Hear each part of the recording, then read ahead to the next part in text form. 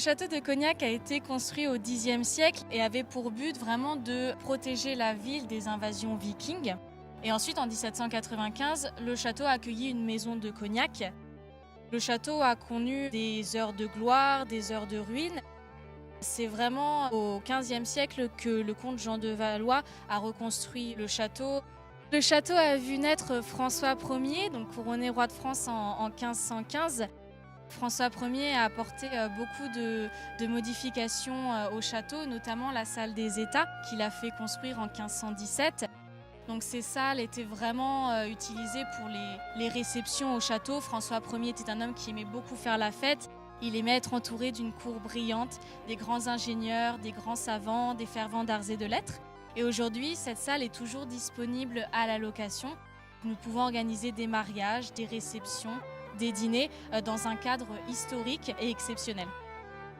Jean de Valois était le grand-père de François Ier. Ces deux personnages ont vraiment marqué l'âge d'or du château. Ensuite, c'est en 1795 que le baron Hothart a acquis le château. Il l'a sauvé de la destruction puisque le château était devenu bien national pendant la Révolution française. Il a acquis le château petit à petit et a vraiment vu les capacités que le lieu avait à offrir pour le vieillissement de ses eaux de vie. Donc nous avons des conditions idéales pour le vieillissement des eaux de vie. Les murs dans ces voûtes font 3 mètres d'épaisseur. On a une température ambiante qui est également constante toute l'année de 15 degrés et 90% d'humidité. Ces conditions, elles vont accorder la rondeur, le moelleux aux eaux de vie qui serviront prochainement aux assemblages des cognacs Baron Hothart.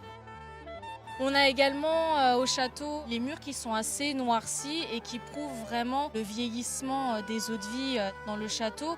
Cette pellicule noire, elle est due à un champignon microscopique qui s'appelle le Torula cognaciensis et qui est due aux évaporations de l'alcool, la part des anges. Nous avons également au château des chais secs.